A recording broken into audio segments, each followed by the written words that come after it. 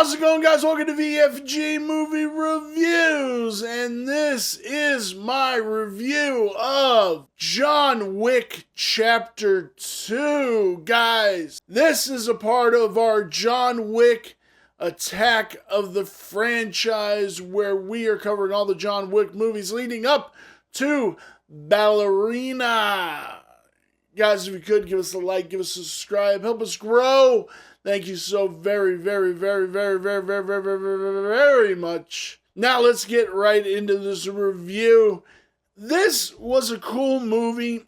I think keeping it a little bit grounded would have been better, but I did like this movie because we get a lot of cool design, the way they lit the catacombs and all that shit, because you definitely tell that was all production work. And it was really nice. It was really cool, really fun. I think the story, I think it kind of just lies with the first John Wick. We have Ricardo Scrimcarlo, I don't know his last name, playing Santino D'Antonio, which the way Ian McShane says it in this movie, I fucking love. We have Ian McShane as Winston. We have Keanu Reeves as John Wick.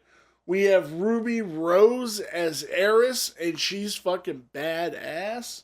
We have Common as Cassian. Lance Roddick is back in this. We have Lawrence Fishburne playing the Bowery King. We have John Leguizamo. And I think our big cameo, it's because this movie is set in Italy. I think our big category, or is it Rome? I think our big cameo is Franco Nero playing Julian. He is the management of the Continental in this country. And Franco Nero, as you guys know, played Django in those Italian films, and those were brilliant films, which he also had a cameo spot in the Quentin Tarantino version of Django Unchained.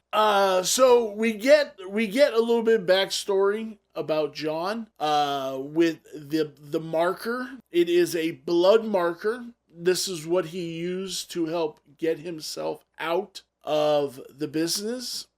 And he gave this marker to Santino, and Santino calls it in, and he wants his sister killed.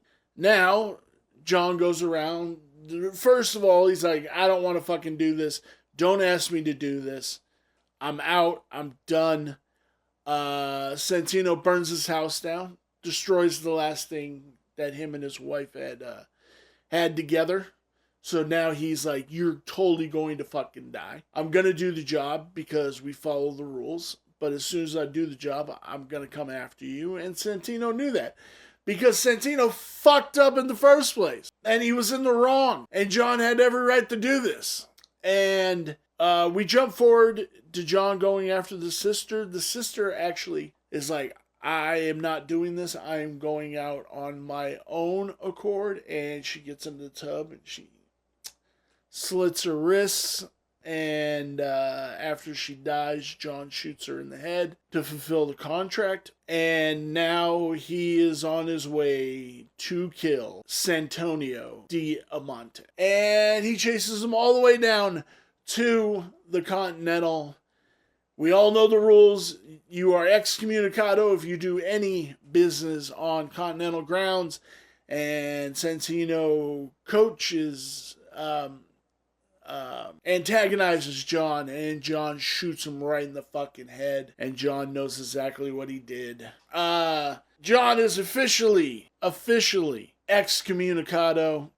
His contract goes international. Everybody is up to kill him, and he tells Winston at the end of the movie, which Winston has one of the most power moments of all time, and I fucking loved it, and I feel I'm going to go back and watch the Continental show, but I feel we could do a Winston movie with Ian McShane. He goes, so why am I not dead? He's like, because I deemed it not to happen right now. And everybody in this little square stops and turns at John.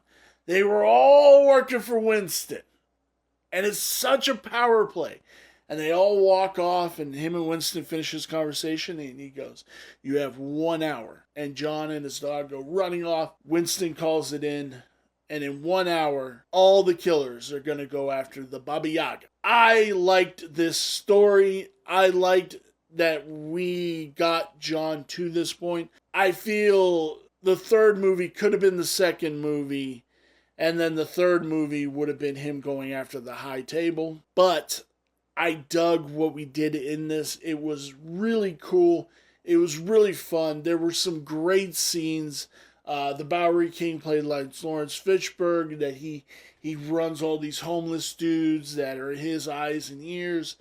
And he tells a story about how John gave him a choice. It's cool to see that John has affected everybody, and he is just this person that's always been in the shadows, affecting and doing things. And this was fun. This was dope. Check it out if you guys got a chance before Ballerina. This was fun. Go back and watch these. Where does this lie on my 5-star review scale? The story is a 4. The cinematography is a 3.5. The characters are a 5. The design is a 3.5, which brings our total to 4 stars. This was a brilliant flick. I loved it. Guys, have you seen John Wick Chapter 2? Let me know down in the comments. I'd sure love to have a conversation with you. Give us that like, give us a subscribe, help us grow. Thank you so very much, and I will see you in my next review.